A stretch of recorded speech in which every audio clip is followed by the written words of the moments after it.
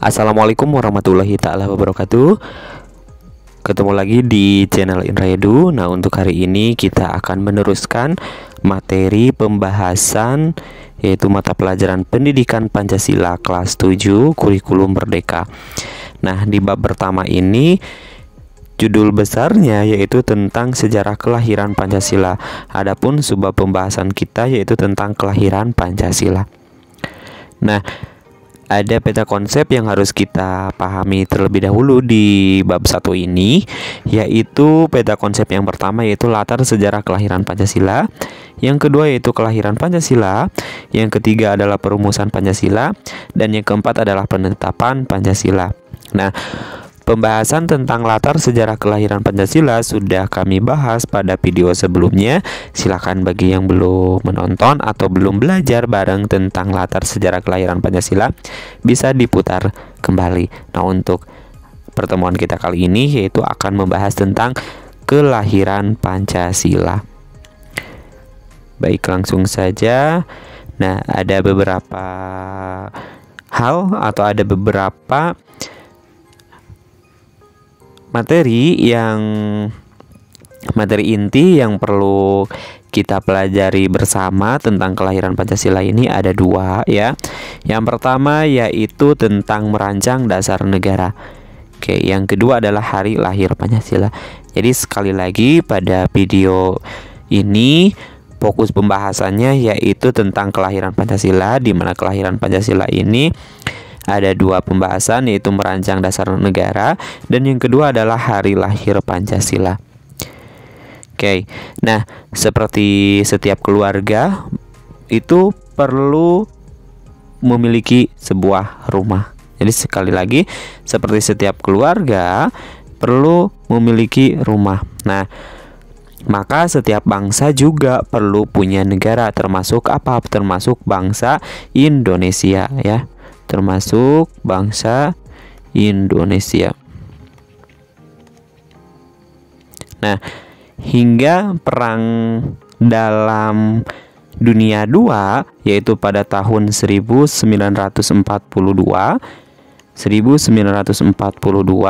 bangsa Indonesia belum punya negara. Indonesia saat itu masih dijajah Jepang.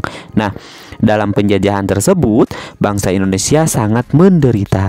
Hasil panen diambil paksa gitu ya.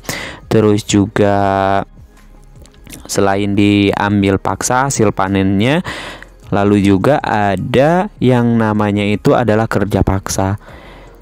Yang selanjutnya adalah para pemuda dijadikan sebagai apa? Para pemuda dijadikan sebagai romusa.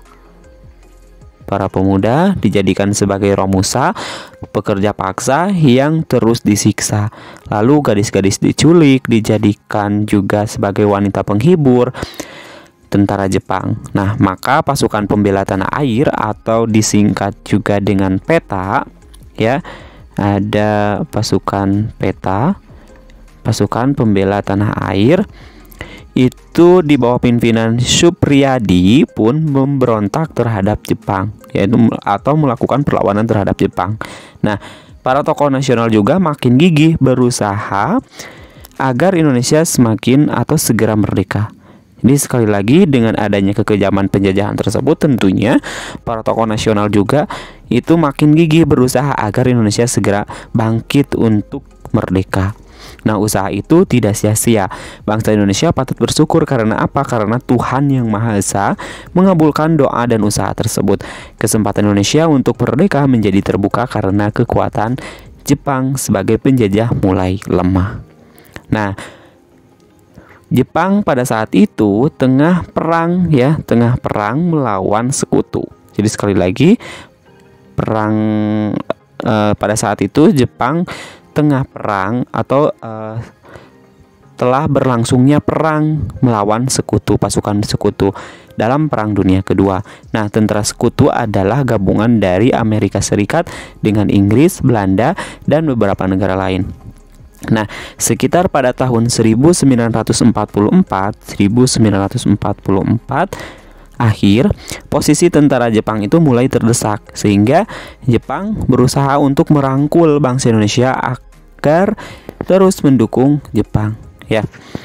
Nah, jadi sekali lagi karena Jepang itu terdesak kalah perang oleh tentara sekutu, sehingga tentara Jepang itu atau negara Jepang itu merangkul bangsa Indonesia, yaitu agar bisa mendukung dalam melawan negara-negara sekutu tersebut itu ya. Nah, lalu Jepang membentuk lembaga yang dinamai Badan Penyelidik Usaha-usaha Persiapan Kemerdekaan Indonesia. Nah, BPUPKI ini, tugas lembaga ini adalah untuk membuat rencana atau menyiapkan segala hal yang diperlukan untuk menjadikan Indonesia merdeka. Ada beberapa waktu kemudian BPUPKI inilah lembaga yang menjadi tempat kelahiran Pancasila. Jadi sekali lagi BPUPKI ini adalah lembaga yang menjadi tempat kelahiran Pancasila. Oke, yang selanjutnya yaitu adalah proses merancang dasar negara. Nah, dalam proses merancang dasar negara ini, kesempatan yang ditunggu-tunggu pun tiba. Bangsa Indonesia mulai melihat peluang untuk membangun negara. Kalau membangun rumah harus dimulai dengan apa? Ya, betul, dengan adanya pondasi ya. Dengan adanya pondasi. Begitupun dengan sebuah negara. Sebuah negara pasti membutuhkan namanya pondasi. Nah, untuk membangun negara juga harus mulai dengan membangun dasar negara terlebih dahulu, yang dilakukan melalui apa? Melalui sidang-sidang BPUPKI ya. Didirikan pada tanggal 29 April 1945, dipimpin oleh Rajiman Widoyodiningrat, seorang dokter yang tempat sekolahnya itu atau sempat bersekolahnya itu di Belanda, Inggris, Perancis, dan Amerika Serikat. Nah, jumlah anggotanya itu terdiri dari 69.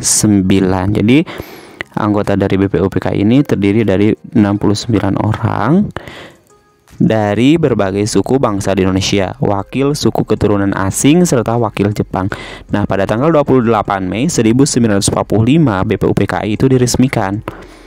Jadi sekali lagi BPUPKI itu didirikan pada tanggal 29 April 1945, sedangkan BPUPKI diresmikan itu pada tanggal 28 Mei 1945. BPUPKI diresmikan. Kantornya yaitu di gedung Chushang-in yang sekarang itu menjadi gedung Pancasila. Nah, di Kementerian Luar Negeri di Jakarta. Dalam peresmian itu, bendera Indonesia merah putih dan bendera Jepang secara bersama. Wakil Indonesia mengibarkan bendera Jepang, sedangkan wakil Jepang mengibarkan bendera merah putih. Nah, BPUPKI pun mulai bersidang. Sidang pertama BPUPKI ini berlangsung pada tanggal 29 Mei sampai 1 Juni 1945. Jadi sekali lagi sidang pertama BPUPKI ini berlangsung pada sekitar tanggal 29 Mei sampai dengan 1 Juni 1945.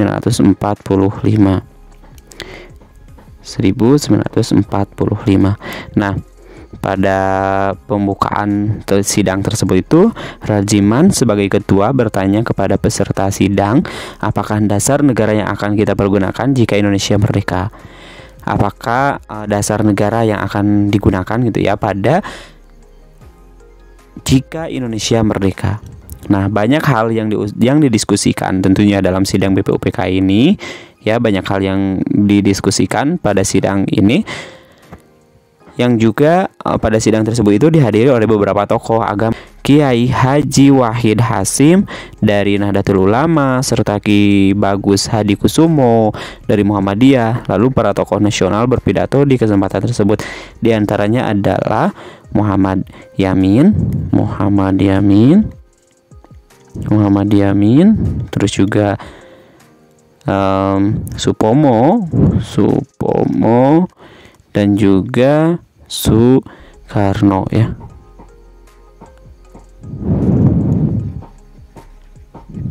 Nah, jadi dari ketiga tokoh ini adalah yang mengusulkan Pancasila ya.